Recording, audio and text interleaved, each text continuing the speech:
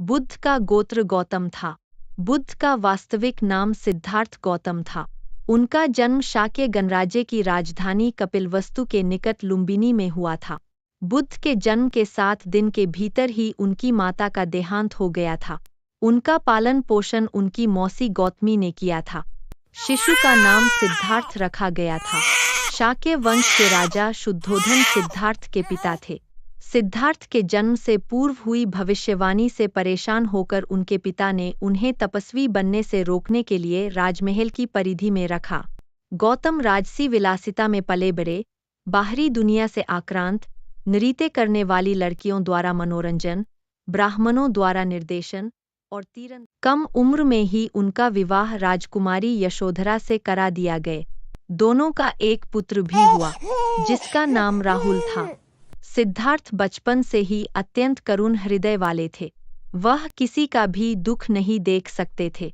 इतने प्रयासों के बाद भी 21 वर्ष की आयु में उनकी अपने राज्य कपिलवस्तु की गलियों में उनकी दृष्टि 4 दृश्यों पर पड़ी। ये दृश्य थे: एक वृद्ध विकलांग व्यक्ति, एक रोगी, एक पार्थिव शरीर और एक साधु। इन 4 दृश्यों को देखकर सिद्धार्थ समझ गए थे कि सबका जन्म होता है, सबको बुढ़ापा आता है, सबको बीमारी होती है और एक दिन सब मृत्यु को प्राप्त होते हैं। इससे व्यथित होकर उन्होंने अपना धनवान जीवन, अपनी पत्नी, पुत्र एवं राजपाट का त्याग करते हुए साधु का जीवन अपना लिया और जन्म, बुढ़ापा, दर्द, बीमारी और मृत्यु से जुड़े सवालों की खोज में निकल गया। सिद्धार्थ ने अपने प्रश्नों के उत्तर ढूंढने शुरू किए। समुचित ध्यान लगा पाने के बाद भी उन्हें इन प्रश्नों के उत्तर नहीं मिले। फिर उन्होंने तपस्या भी की, लेकिन अपने प्रश्नों के उत्तर नहीं मिले। इसके बाद कुछ और साथियों के साथ अधिक कठोर तपस्या प्रारंभ की। ऐसे करते हुए 6 वर्ष व्यतीत हो गए।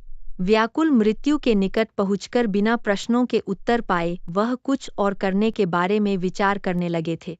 एक गांव में भोजन की तलाश में निकल गए, फिर वहां थोड़ा सा भोजन ग्रहण किया। इसके बाद वह कठोर तपस्या छोड़कर एक पीपल के पेड़, जो अब बोधिवृक्ष के नाम से जाना जाता है, के नीचे प्रतिज्ञा करके बैठ गए कि वह सत्य जाने बिना उठेंगे नहीं। वह सारी रात बैठे रहे और माना जाता है यही वह क्षण था जब सुबह के समय उन्हें पूर्ण ज्ञान की प्राप्ति हुई थी। उनकी अविद्या नष्ट हो गई और उन्हें निर्वाण यानी बोधि प्राप्त हुई और वे 35 वर्ष की आयु में बुद्ध बन गए।